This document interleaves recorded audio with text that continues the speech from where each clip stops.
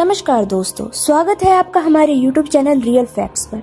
आशा करते हैं कि आज की वीडियो आपको बेहद पसंद आए। अगर आप अध्यात्म से जुड़ी हर बात जानना चाहते हैं और अगर आप हमसे जुड़ना चाहते हैं तो चैनल को सब्सक्राइब कीजिए, बेल आइकन प्रेस कर उसे ऑल पर सेट कर लीजिए ताकि आने वाले वीडियो की नोटिफिकेशन आप तक पहुंचे सबसे पहले। आज की हमारी वीडियो का टॉपिक है आध्यात्मिक ज्ञान चर्चा, जो कि एक जटिल प्रश्न पर आधारित है जिसे जानने की प्रबल इच्छा हर साधक के दिमाग में बनी रहती है। तो चलिए फिर जान लेते हैं कि आखिर वह प्रश्न है क्या। प्रश्न के शब्द कुछ इस प्रकार से हैं: श्राद्ध कर्मकांड करना सही है या गलत?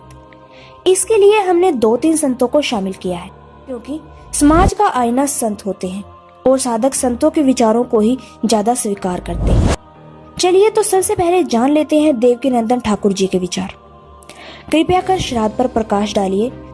याद रखें, पढ़े लिखे लोग, जिन पितरों का तर्पण नहीं होता, जिन पितरों का श्राद्ध नहीं होता, वो पितृ तड़पते हैं पितृलोक में और वो अशांत कर देते हैं तुम्हारी लाइफ को।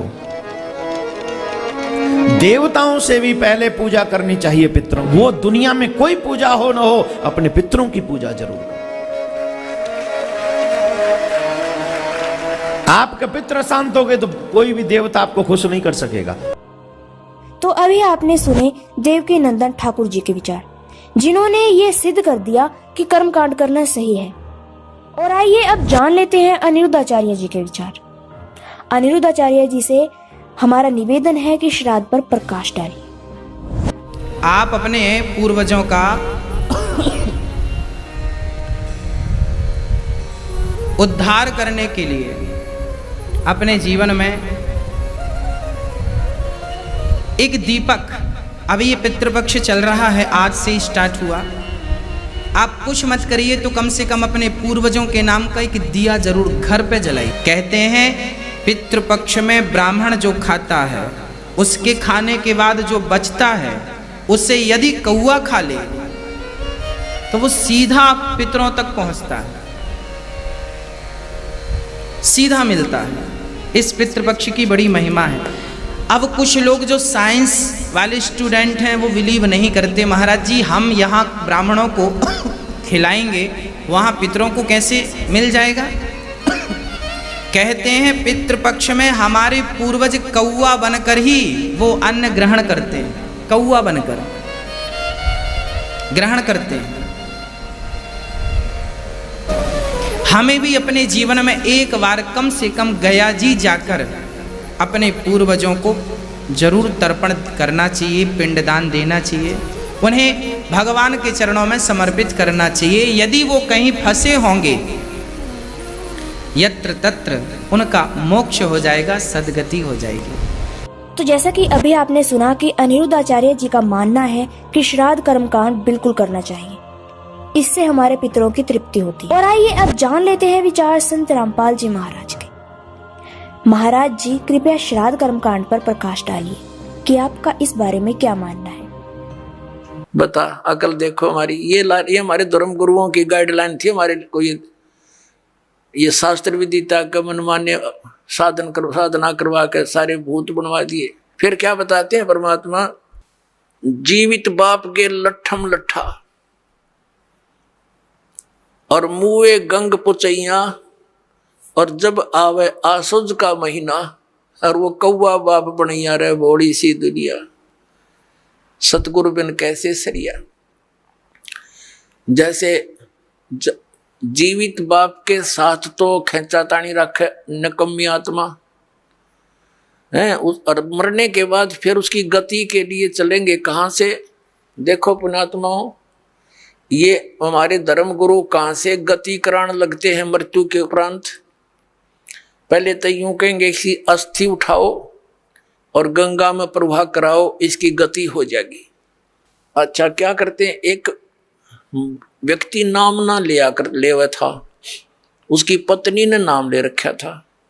वैसे उसका अपनी पत्नी को मना नहीं करता था, ज्ञान से बहुत कुछ परिचित भी था, लेकिन उसके सामने एक बात आती कि मेरा पिताजी की मृत्यु होगी और मैं यदि गंगा में अस्थि नहीं डालकर आया तो फिर मेरी आत्मा नहीं मानेगी, तो मैं इसलिए नाम नहीं लूं।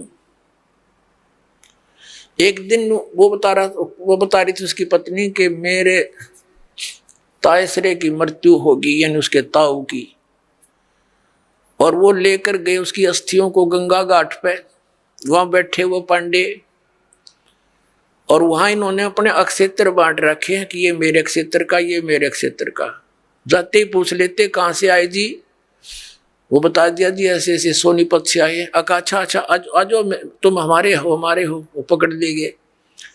तो वहां जाकर उसने देखा, खोल कर पिछला सारा इतिहास बता देते हैं। तो क्या बोले वह न बोले, यजमान इब कद बहुत जन्माए रे तेरा गजब भयो। अब उन्होंने कह रही थी कि वो बतावा था उसका पति कि मेरा माथा ठनका कि दुश्मन तेनू बाट देखा हम रोज मरा। इन्हों कहा इब कद बहुत जन्माए गति कराण। तो वो कहने लगा उसके बाद मेरा वहां से मन हट गया कि वो तो हमारी सारा दिन जो है ना ये कुशोण मनावे हैं। अपने आत्माओं गति करवा दी, किस गति करवा दी कि गंगा में अस्थि डलवा दी, होगी गति। फिर कहें 13वीं करो। 13वीं किस लिए कि गति कराने खातिर। अच्छा वह 13वीं भी कर दी। फिर कहें अब इसके सरहद निकालो। पहले प्रत्येक महीने किया करते, फिर छठे महीने और बड़ा व्यवस्था करते थे, और फिर 1 वर्ष के बाद वो कंप्लीशन होता था, उसका समापन करते थे। 1 साल में पूरे वर्ष लगे रहते थे गति कराने। और फिर क्या करते हैं, परमात्मा कहते हैं प्रेत शिला पैजा बिराजे पितरों पिंड भराई। फिर पिंड भरवा दो, पितरों की मुक्ति हो जाएगी। परमात्मा क्या कहते हैं, जीवित बाप के लट्ठम लट्ठा हर मुए गंग पुचैया। और जब आया आसोज का महीना, कौआ बाप बनैया रे बोली सी दुनिया। अब फिर आगे श्राद्ध के समय आसोज का महीना। तो जिस तिथि को कोई घर का सदस्य मृत्यु को प्राप्त होता है तो हमारे धर्म गुरु वो तिथि नोट कर लेते हैं। आसोज के महीने में अमावस्या से लेकर पूर्णमासी तक उस किसी भी तिथि को मृत्यु होती है तो उस दिन विशेष कार्यक्रम करते हैं, श्राद्ध निकालते हैं।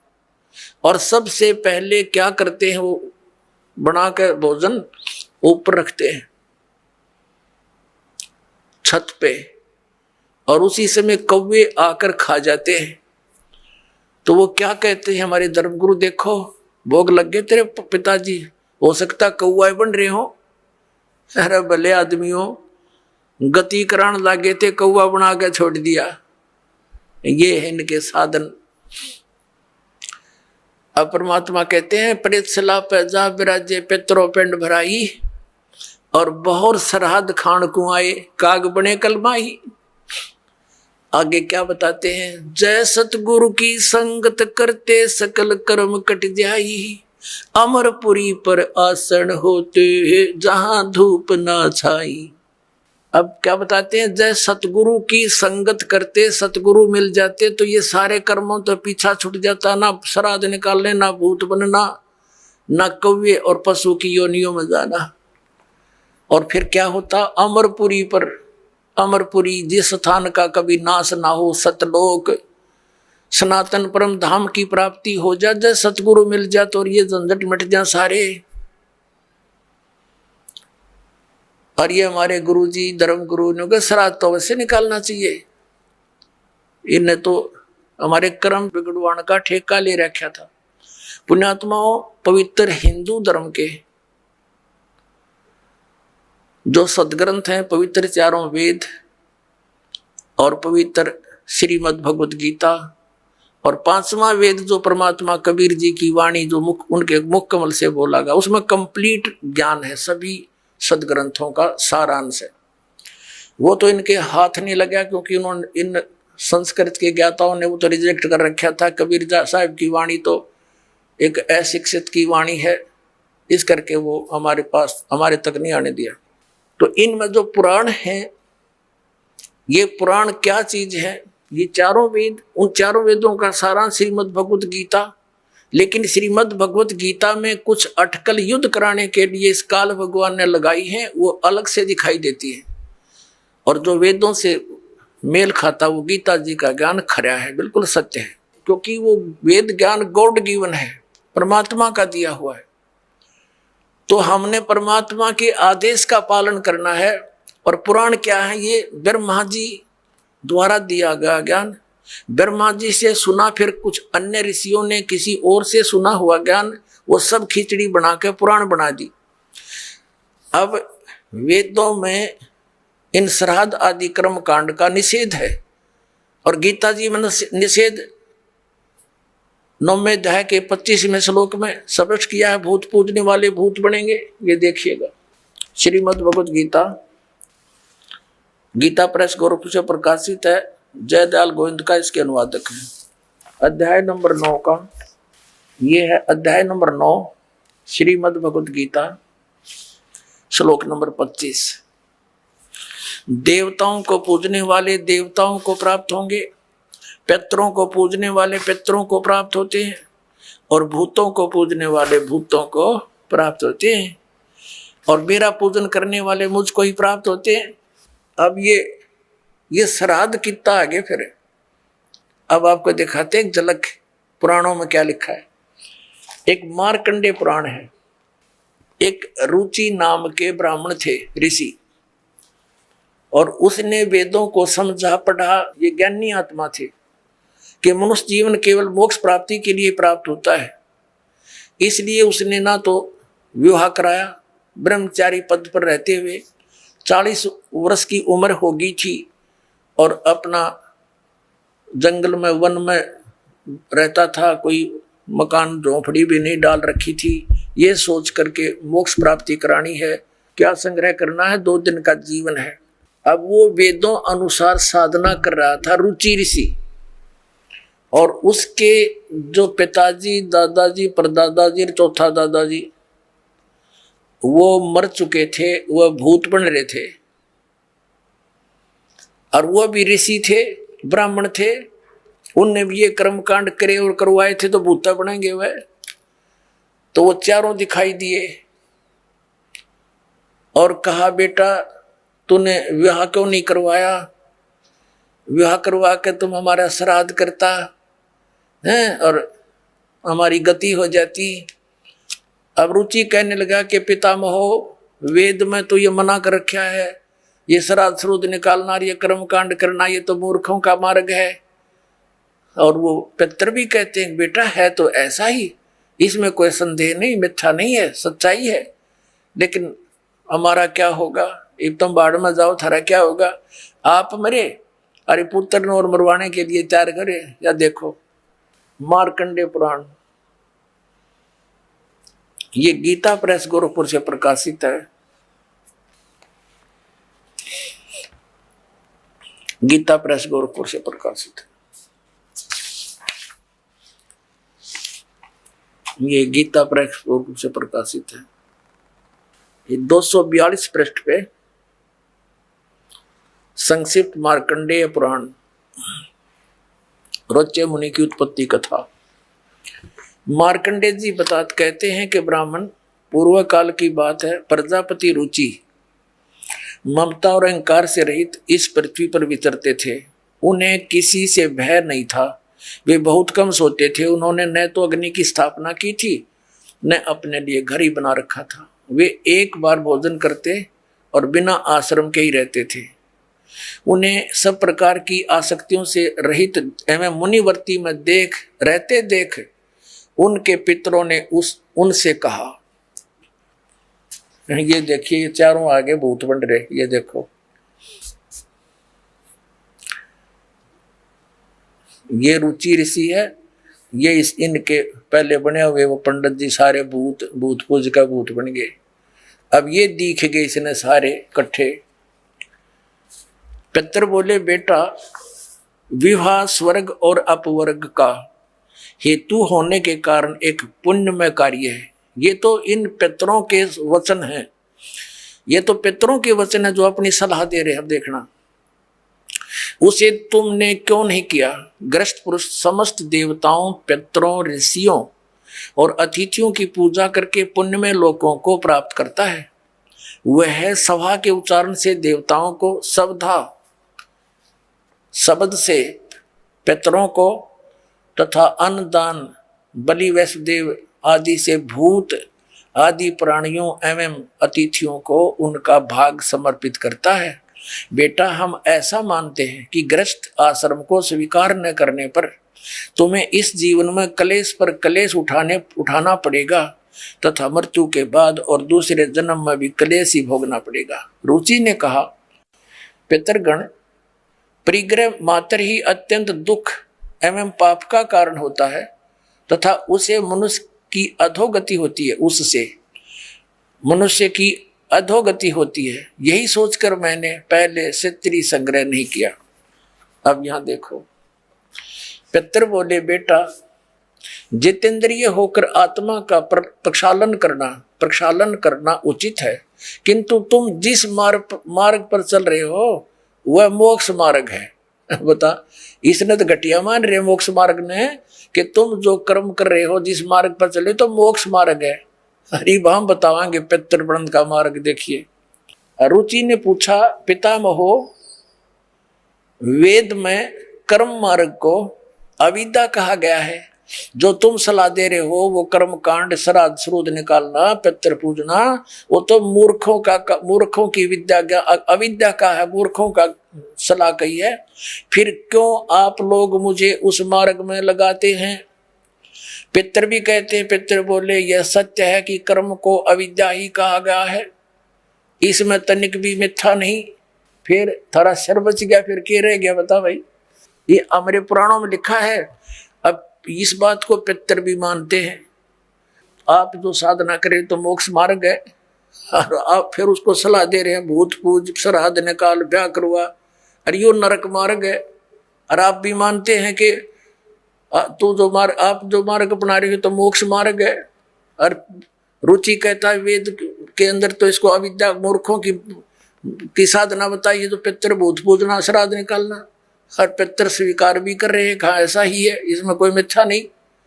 फिर ये बकवाद घट रखी, अगर ऐसा कर लो, पितर ऐसा कर देते हैं, पितर पुत्र दे देते हैं, टट्टू दे देते हैं, आपा भूखे मरे। बतावे हम मूर्ख बना रखा है।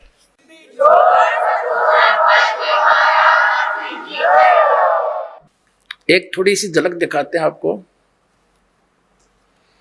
इसी मार्कंडे पुराण में। इन कहां से ले रखे ये श्राद्धा के सिलसिले।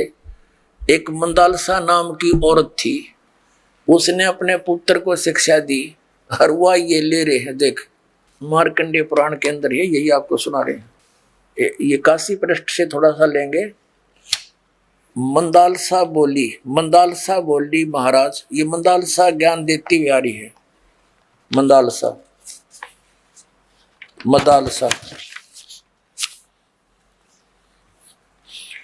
ये 82 पृष्ठ पे संक्षिप्त मार्कंडे पुराण, यहां देखिए। अब ये क्या सलाह दे रही है कि जो पितर देवलोक में है और जो त्रिक योनियों में ये पशु पक्षी बने हुए हैं, और जो मनुष्य योनियों में एवं भूत वर्ग में स्थित हैं, भूत बन रहे हैं, और वे पुण्यात्मा हो या पापात्मा, जब भूख प्यास से विकल होते हैं तो वे अपने कर्मों में लगा हुआ मनुष्य पिंड दान तथा जल दान के द्वारा उन्हें तृप्त करता है। इसी तरह वह देवताओं और अतिथियों को भी संतुष्ट रखता है। देवता, मनुष्य, पितर, भूत, प्रेत, गोहक, पक्षी, कृमि और कीट आदि भी मनुष्यों से ही जीविका चलाते हैं। अब ये क्या बता रही है कि चाहे तो वो जो पितर देवलोक में हैं, जो त्रिक योनियों में पड़े हैं, और जो मनुष्य योनियों में यानी भूत आदि पितर पैतर बन रहे हैं, वे पुण्यात्मा हो या पापात्मा, सब भूखे प्यासे मरते रहते हैं। तो वो टट्टू देवलोक में हुए, भूखे मरते प्यासे मरे। अब क्या बताते हैं आगे, ये देखिएगा यहाँ क्या बताया है संक्षिप्त मार्कंडे पुराण 92 पृष्ठ पे। इनमें से इनमें से जो नरक में निवास करते हैं, जो पशु पक्षी की योनियों में पड़े हैं तथा जो भूत प्रेत आदि के रूप में सतीत हैं, उन सब को विधि पूर्वक श्राद्ध करने वाला यजमान तृप्त करता है। कैसे करता, सुनो। मनुष्य पृथ्वी पर जो अन्न बिखेरते हैं उनसे पिशाच योनि में पड़े पितरों की तृप्ति होती है, जो जमीन पर दाने डाल देते हैं। बेटा, स्नान के वस्त्र से जो जल पृथ्वी पर टपकता है उससे वृक्ष योनि में पड़े हुए पितर तृप्त होते हैं। जो रूख वृक्ष बन गए उन का नहा का जो वस्त्र ने छोड़ दिए ना, वो वृक्ष योनि में पड़े हुए तृप्त हो जाएंगे। अरे भले आदमी हो। अब ये एक बार क्या था, परमात्मा कबीर जी काशी में गंगा घाट पर चले गए। गंगा का एक घाट बना हुआ है, वहां पर ये ब्राह्मण लोग सूर्य को यानी ऐसे सूर्य की तरफ मुंह करके गंगा से जल उठावें और वहीं डाल दें। कबीर साहब बढ़कर उसमें गंगा में घुटनों पानी में और ऐसे नौकरन लगे गंगा के जल को, पटरी पर फेंक रहे पूरी स्पीड तक। अब वो सारे पंडित जी अपना काम छोड़ कर कबीर साहब की ओर देखने लगे। कहने लगे, वो कबीर ये क्या कर रहा तू? कबीर जी बोले, आप क्या कर रहे हो? मैंने ना पूछा, तुम क्यों पूछ रहे हो मेरे से? पहले आप बताओ आप क्या कर रहे हो? कि हम अपने पितरों को स्वर्ग में जल भेज रहे हैं। ये हम यहां जल डाल रहे हैं ना, ऐसे मंत्र बोलकर, ऐसे सूर्य की तरफ मुकर के, ये वहां स्वर्ग में हमारे भूखे प्यासे पितरों को जल प्राप्त होगा। परमात्मा बोला, मैंने एक बगीची लगा रखी अपनी झोपड़ी के आगे और मैं उस बगीची को सींच रहा हूं। फिर मंडके करड़े हो गए। तो वो कहने लगे, रे भोले आदमी, इतनी दूर कैसे जाएगा जल? ये तो यहीं पड़ा है। वो तेरी झोपड़ी के आगे बगीची जो छोटी सी लगा रखी, वो कैसे सिंचाई होगी इससे? कि 1 लाखों किलोमीटर दूर, मील दूर तुम्हारे पितरों को स्वर्ग में ये पानी मिल सकता है, तो ये 2 किलोमीटर पर क्या दिक्कत आएगी इसको?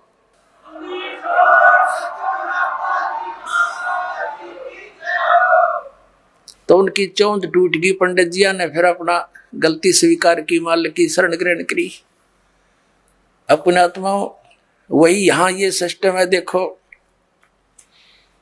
अब देखो इनके आगे फिर मार्कंडे पुराण हम पढ़ रहे हैं 92 पृष्ठ पे, 92 पे। उससे वृक्ष योनि में पड़े हुए पितर तृप्त होते हैं। अच्छा, वृक्ष तो है इतना बड़ा और पानी निचोड़ा कपड़े का उड़ा गंगा के किनारे, बताओ वृक्ष कैसे तृप्त होगा? उसमें तो बाल्टी भर गिरनी पड़ेगी। तो किसी मूर्ख बना रखे हैं। देखो, और नहाने पर अपने शरीर से जो जल के कण इस पृथ्वी पर गिरते हैं उनसे उन पितरों की तृप्ति होती है जो देव भाव को प्राप्त हो रहे हैं। देखो इनकी अकल। कहते नहाने के बाद जो छींटे छाटे पृथ्वी पर पड़ते हैं ना, वो जो देवता बन गए उन पितरों की तृप्ति होती है। वो टट्टू देवता बन गए, जब इसे पानी तो छकेंगे उड़ा हुआ तरह अकल बना मार रखी मारी। देखो देखो, नहाने पर अपने शरीर से जल के कण इस पृथ्वी पर गिरते हैं ना, उनसे उन पितरों की तृप्ति होती है जो देव भाव को प्राप्त हुए हैं, जो देवता बन रहे हैं। और पिंडों के उठाने से वो पिंड भरवाते हैं, अन्न के कण पृथ्वी पर गिरते हैं ना, उनसे पशु पक्षी योनियों में पड़े हुए पितरों की तृप्ति होती है। बता वो पशु योनि में की तो भैंस बन के खड़ी होगी, उनकी वह माई या दादी ताई काकी है, और उड़ा वह कण गिरे पृथ्वी पर कीता है। वह भैंस तो उड़े एक टोकरा ने भूस खावा डेली, एक कण ते क्यों कर छिकेगी वह है तेरा कैसे भाई? देखिए से मूर्ख बना रखा।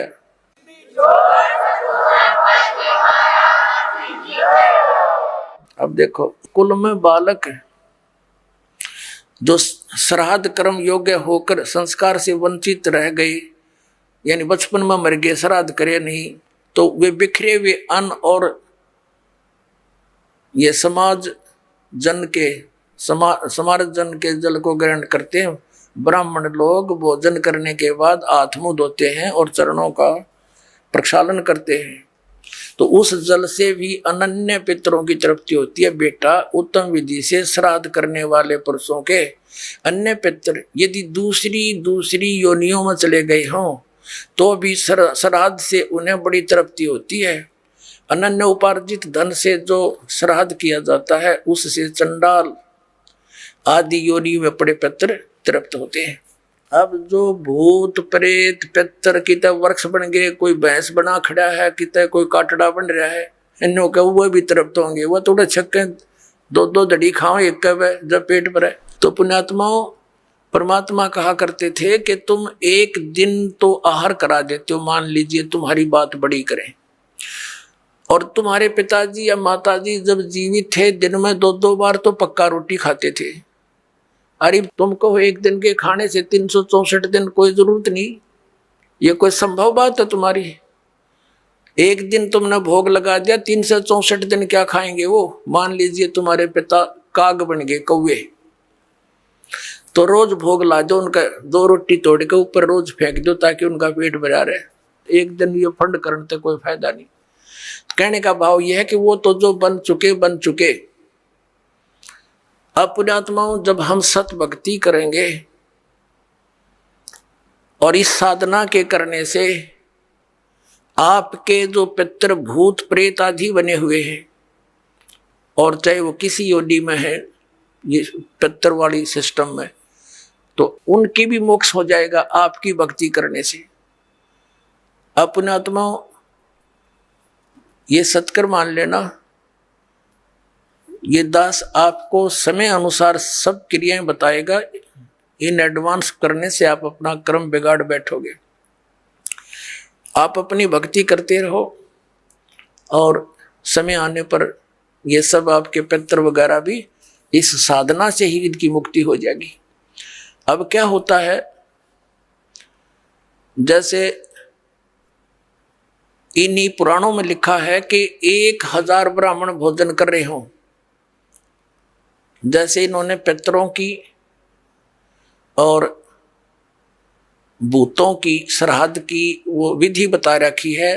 पितरों के लिए भोजन कराओ ब्राह्मणों को तो ऑड नंबर में हो, जैसे 1, 3, 7 यानी 5, 7 ऐसे हो, और बाकी इवन नंबर में हो, ऐसी संख्या में जमाने चाहिए।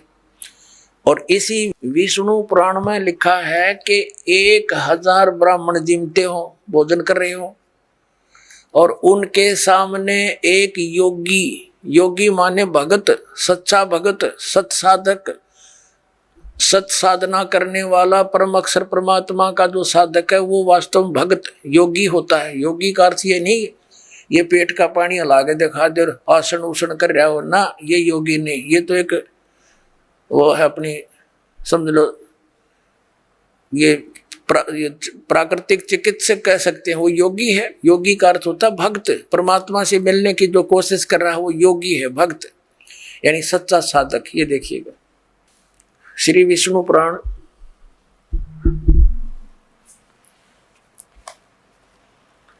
गीता प्रेस गोरखपुर से प्रकाशित है।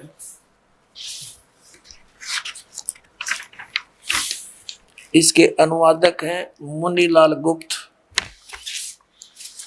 ये गीता प्रेस गोरखपुर से प्रकाशित है।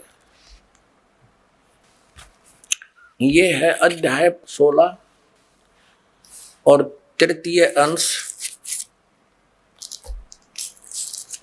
और पृष्ठ नंबर 213 पर। यहां पर लिखा है, हे राजन, श्राद्ध करने वाले पुरुष से विश्व देवगण, पितरगण, मातामह और कुटुंबी जन सभी संतुष्ट रहते हैं। हे भूपाल, पितरगण का आधार चंद्रमा है और चंद्रमा का आधार योग है, भक्ति, और इसलिए श्राद्ध में योगी जन को नियुक्त करना अति उत्तम है, यानी सत साधक को। हे राजन, यदि श्राद्ध भोजी एक सहस यानी 1000 ब्राह्मणों के सम्मुख एक योगी भी हो तो वह यजमान के सहित उन सब का उद्धार कर देता है, यानी ब्राह्मणा का भी, हर योगी का भी और उनका यजमान का भी, सबका उद्धार कर देता। पितरों की तो बात छोड़े।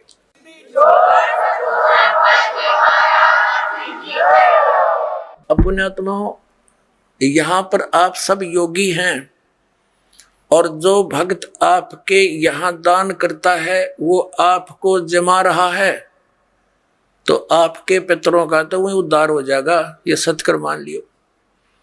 ये इतना गजब का मार्ग है जो हमारे प्राणों, जो सत्य है वो तो इन्होंने ग्रहण की नहीं, इन्होंने असत्य ग्रहण कर ली। अब पुण्यात्माओं, जैसे वेद, आपने रुचि ऋषि की कथा में देख लिया मार्कंडेय पुराण में कि वेद में इसको अविद्या कहा है, इन कर्म कांड को। और पितर भी मानते हैं क्योंकि वह भी ब्राह्मण थे, ऋषि थे। अरे वो नो कहे हमारी दुर्गति हो जाएगी, जय दूसरा आदमी निकालेगा।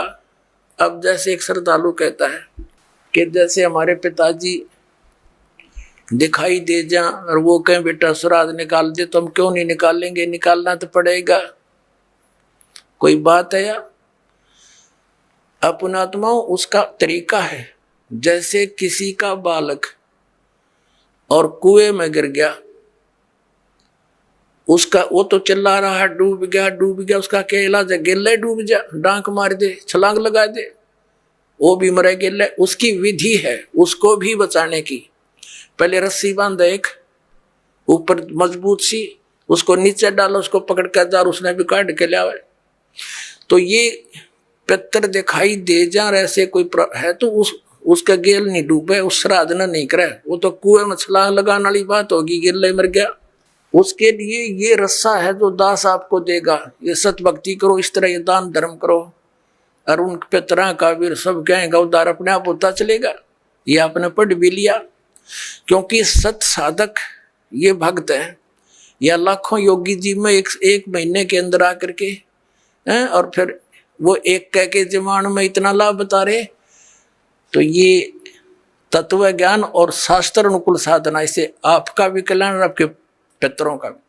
अब जैसे आप जी ने अभी सुना कि वेद में इसको मूर्खा की साधना बताई है, तो बिल्कुल ठीक है। तो वेद क्या है? ये परमात्मा का विधान है, ये परमात्मा का आदेश है।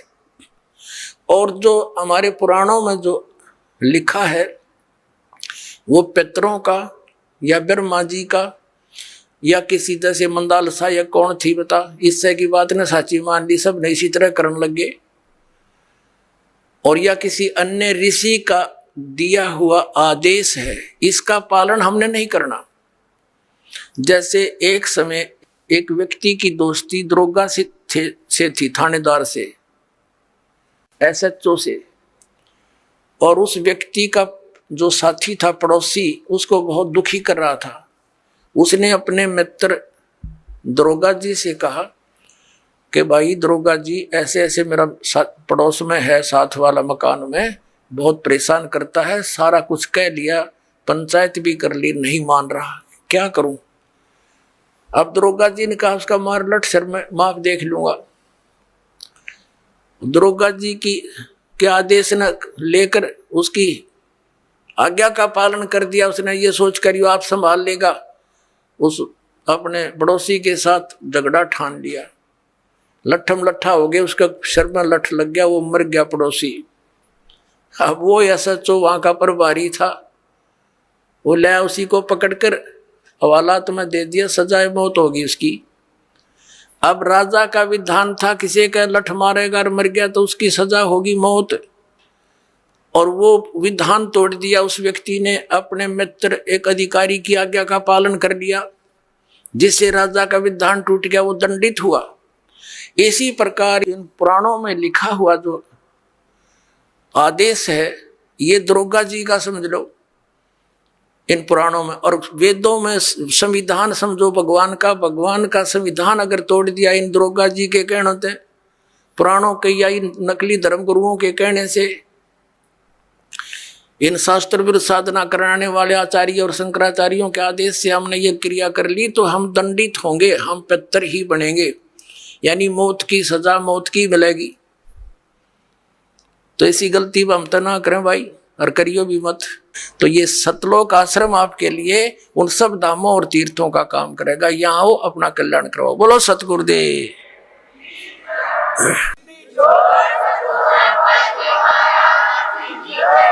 तो आपने सुने कर्मानुसार तीनों संतों के विचार। हमारा काम था संतों के विचारों को आप तक प्रस्तुत करना। अब निर्णय आपके हाथ में है। अगर आप इसी तरह की वीडियो और भी वीडियो देखना चाहते हैं तो हमारे चैनल को सब्सक्राइब करें। धन्यवाद।